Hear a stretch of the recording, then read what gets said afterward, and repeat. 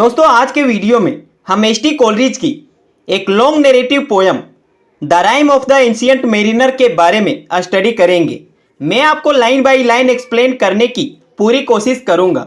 साथ ही पोयम के एंडिंग में हम इसकी समरी एंड राइम स्कीम्स को भी एनालाइज करेंगे।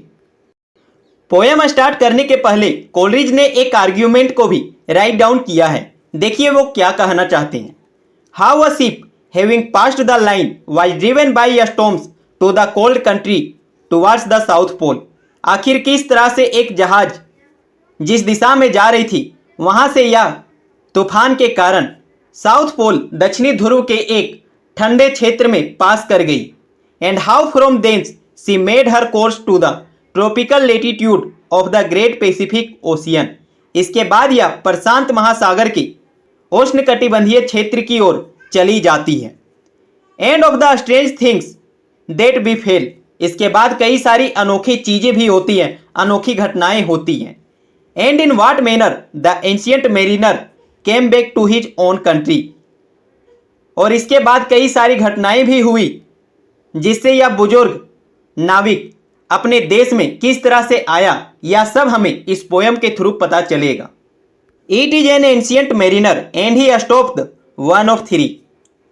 कहानी शुरुआत होती है एक बुजुर्ग नाविक से जो तीन में से एक दोस्त को रोक लेता है। ये तीनों दोस्त किसी मैरिज को अटेंड करने जा रहे थे। By thy long grey beard and glittering eye now wherefore stopp'st thou me. ओ बुजुर्ग आदमी, तुम्हारी दाढ़ी काफ़ी ज़्यादा लंबी है और ये तुम्हारे घूरते हुए चमकते आँख, तुमने मुझे क्यों रोक लिया है? मैं तो मैरिज अटेंड करने जा रहा हूं। The bridegroom's doors are opened wide and I am next of kin. हमारे दूल्हे राजा तैयार हो चुके होंगे और उनका दरवाजा भी अब खुल चुका है। मैं उनका काफ़ी करीबी हूं, तो मुझे जाने दो। The guests are met the feast is set may'st hear the merry din. सभी गेस्ट आ चुके हैं और खाना भी तैयार है। क्या तुम्हें यह बाहर से आने वाली आवाज नहीं सुनाई देती है? तो कृपया करके मुझे जाने दो, मुझे परेशान मत करो। He holds him with his skinny hand there was a ship quoth he. इस बुजुर्ग आदमी ने उस पर्सन का हाथ पकड़ लिया। इस बुजुर्ग का हाथ काफी ज्यादा स्किनी हो चुका था, हड्डियां दिख रही थी, लेकिन तब भी इसने उसे पकड़ लिया था। यह बताना शुरू करता है एक शिप था, एक नाव था। Hold off unhand me grey beard loon eftsoons his hand dropped he. मुझे छोड़ो बूढ़े बुजुर्ग आदमी, यहां से चले जाओ। इस तरह डांटने पर उस बुजुर्ग ने इसका हाथ तो छोड़ दिया, लेकिन ही holds him with his glittering I the wedding guest stood still. इसने हाथ छोड़ दिया, लेकिन अपनी चमकती हैप्नोटाइज करने वाली आंख से उसे घूरता रहा। वेडिंग गेस्ट जो अभी इसे डांट रहा था वह वहीं स्थिर हो गया, वह खड़ा रह गया। And licence like a 3 years old the mariner hath his will. और वह किसी 3 साल के बच्चे जैसा इस बुजुर्ग की कहानी सुनने लगा। ऐसा लग रहा था नाविक ने अपनी आंखों से कोई जादू कर दिया है और अब उसकी इच्छा पूरी होने वाली है। जैसा कि उसकी इच्छा है कि वह अपनी कहानी, अपनी आप बीती किसी दूसरे को सुना सके। The wedding guest set on a stone he can not choose but here. Wedding guest वहीं पड़े एक पत्थर पर बैठ गया, क्योंकि वह सुनने के अलावा कुछ और नहीं कर सकता था। उसे पता था कि मुझे मैरिज अटेंड करना है, लेकिन वह अस्थिर हो चुका था। ऐसा लग रहा था इस बुजुर्ग की आंखों ने उस पर कोई मैजिकल इफेक्ट शो किया है। वह मंत्रमुग्ध हो चुका है। And thus spake on that ancient man the bright eyed mariner. अब वह उस बुजुर्ग आदमी की कहानी सुनने लगा जिसकी आंखें काफी ज्यादा चमकदार थी। The ship was cheered the harbour cleared merrily did we drop. मैं अपने दोस्तों के साथ नाव में कहीं जा रहा था।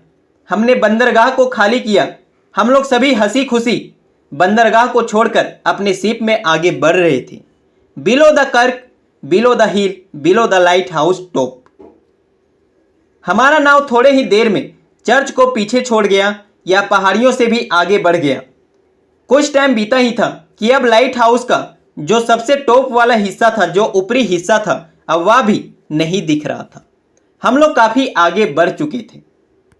The sun came up upon the left, out of the sea came he. सूर्य हमारे लेफ्ट से निकल रहा था। ऐसा लग रहा था सूरज बाईं ओर से समुद्र के अंदर से बाहर निकल रहा है। क्या ऐसा नहीं था? And he shone bright and on the right went down into the sea. वह काफी ज्यादा चमक रहा था, साथ ही डूबने के टाइम में यह दाईं ओर मुड़ जाता था। ऐसा लग रहा था सूर्य डूबते टाइम समुद्र में कहीं गुम हो जाता है। कहने का मतलब है निकलते टाइम भी सूरज समुद्र से ही निकल रहा था एंड डूबते टाइम भी यह समुद्र में ही कहीं गुम हो जाता था। Higher and higher every day till over the mast at noon. ऊंचा और ऊंचा, हम लोग काफी ऊंचे तक चले गए। हमारा नाव लगातार यहां वहां भाग रहा था, चाहे दोपहर हो चाहे कोई टाइम हो। हमारे नाव का जो खंभा था वह काफी ऊंचा दिखाई दे रहा था। The wedding guest here beat his breast for he heard the loud bassoon. Wedding guest अपनी छाती पर मुक्का मारता है क्योंकि उसने सुन लिया था उन ध्वनि को, उन म्यूजिक को, जो बता रही थी कि अब ब्राइड भी आ चुकी होगी, दुल्हन भी आ चुकी होगी। The bride hath passed into the hall, red as a rose is she. दुल्हन भी अब होल में आ चुकी थी, वह किसी गुलाब के जैसे लाल हो रही होगी। कहने का मतलब है दुल्हन काफी ज्यादा शर्मा रही होगी। Nodding their heads before her goes the मेरी मिस्ट्रल्सी। उसके अगल बगल में म्यूजिशियंस भी हंसी खुशी मुस्कुराते हुए अपना म्यूजिक बैंड बजा रहे होंगे। यह सीन काफी ज्यादा एट्रैक्टिव होगा, लेकिन मैं नहीं जा पा रहा हूं। The wedding guest he beat his breast yet he can not choose but hear. एक बार फिर से यह वेडिंग गेस्ट अपनी छाती पर मुक्का मारता है क्योंकि यह सुनने के अलावा कुछ और नहीं कर सकता था। उसे मैरिज अटेंड करना था, लेकिन वह तो जम गया था। आफ्टर ऑल इस ओल्ड मेरिनर की आइज ने उसे हाइप्नोटाइज कर दिया था। And thus spake on that ancient man the bright eyed mariner. ये लाइन्स एक बार फिर से रिपीट हो रहे हैं। यहां पोएट एक बार फिर से कहता है, इन चमकती आंखों से इस बुजुर्ग आदमी ने उसे मजबूर कर दिया था इसकी कहानी को सुनने के लिए। And now the storm blast came and he was tyrannous and strong. वह बुजुर्ग आगे कहानी कहता है, हम लोग यात्रा में मस्त थे ही, अपने आप में बातें कर रहे थे, हंसी ठिठोली कर रहे थे, लेकिन तभी तूफान का भयंकर झोंका आया और इसने किसी अत्याचारी राजा की तरह, जो कि काफ़ी ज़्यादा मजबूत था, हमें परेशान करके रख दिया। He struck with his overtaking wings and chased us south along. इसने हमारा पीछा किया और हमारे शिप को साउथ डायरेक्शन में लेकर चला गया। हमें नहीं पता था हम शिप के साथ कहाँ जा रहे हैं, लेकिन इतना तो पता चल चुका था, हवा के झोंकों ने इसे दक्षिणी दिशा में मोड़ दिया था। With sloping masts and dipping prow, edge who pursued with yell and blow.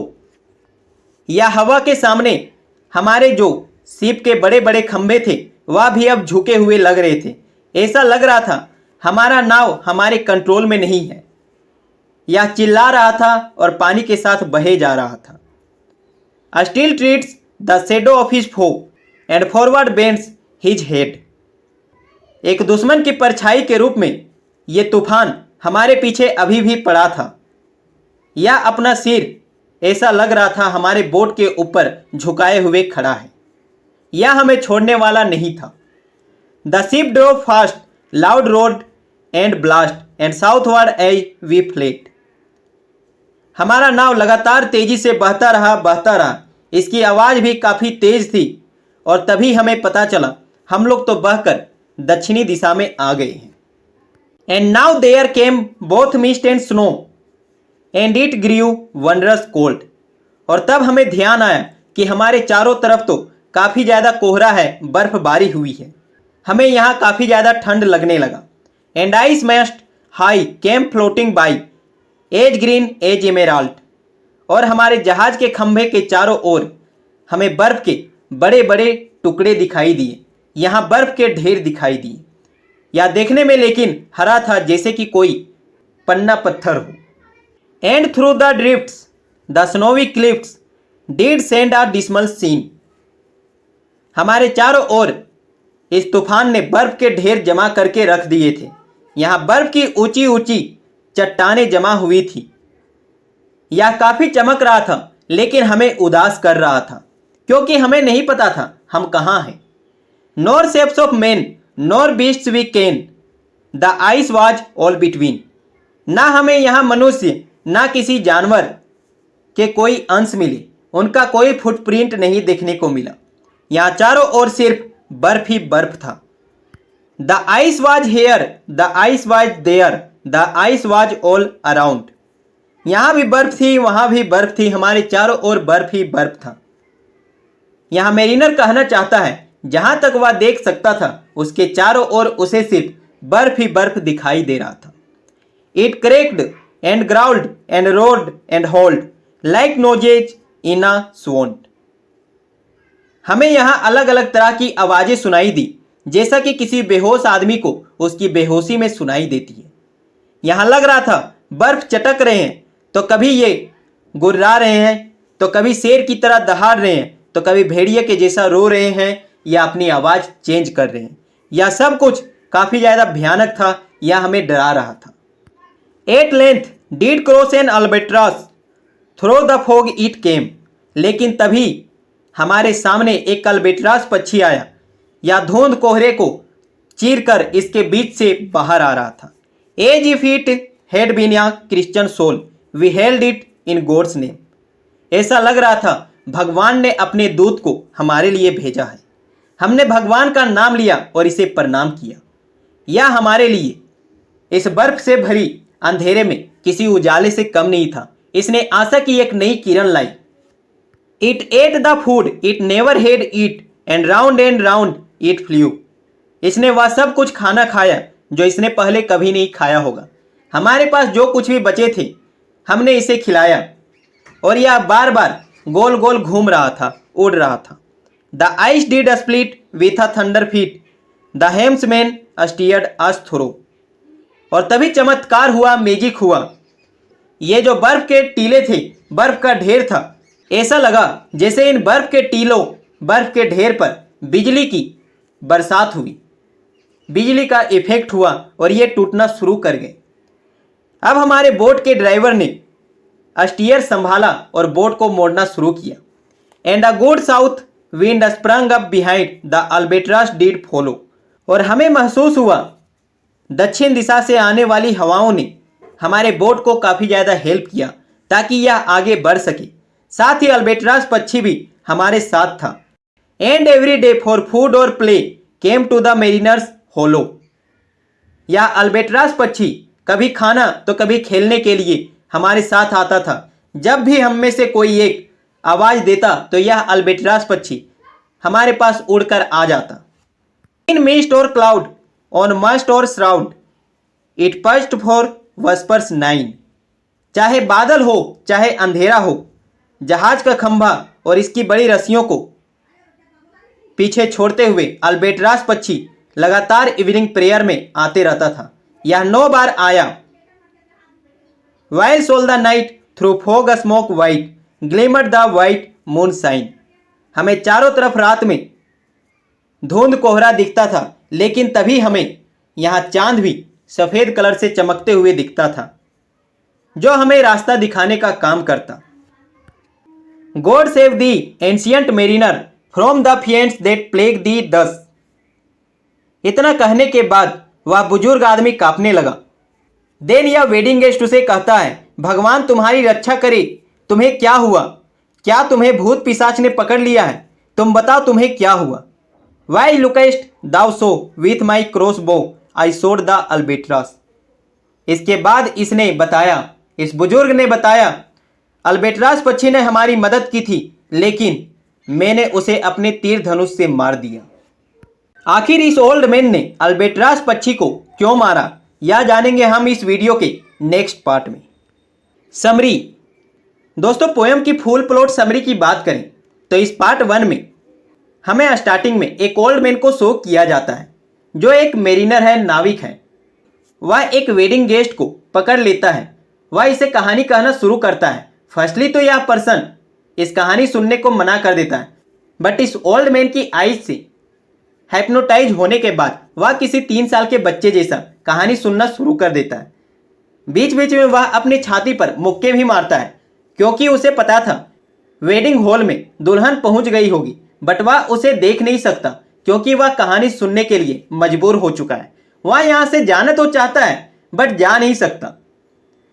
Later on mariner बताता है किस टाइप से उसका बोट आंधी तूफान के कारण बर्फीली एरिया में फंस गया था। लेटर ऑन अल्बेट्रास पक्षी, जिसे ये सभी भगवान का दूत समझते हैं, इन्हें सेव करने आता है या इनके साथ रहता है, खेलता है, खाता है। बट लेटर ऑन या ओल्ड मैन ही इस अल्बेट्रास पक्षी को मार देता है। ऐसा क्यों हुआ था यह पार्ट 2 में तो मैं आपको बताऊंगा ही। वैसे आप खुद से भी इस पोयम को पढ़ सकते हैं। राइम स्कीम मेरिनर 3 आई मी। दोस्तों अगर इन वर्ड्स को ध्यान दें तो यहाँ 3 और मी का राइम स्कीम सेम होगा, just like B B. Mariner का राइम स्कीम ये, आई का सी। देन इस स्टांजा का राइम स्कीम ये बी सी बी होगा। आपको नेक्स्ट स्टांजाज के राइम स्कीम कमेंट करना है।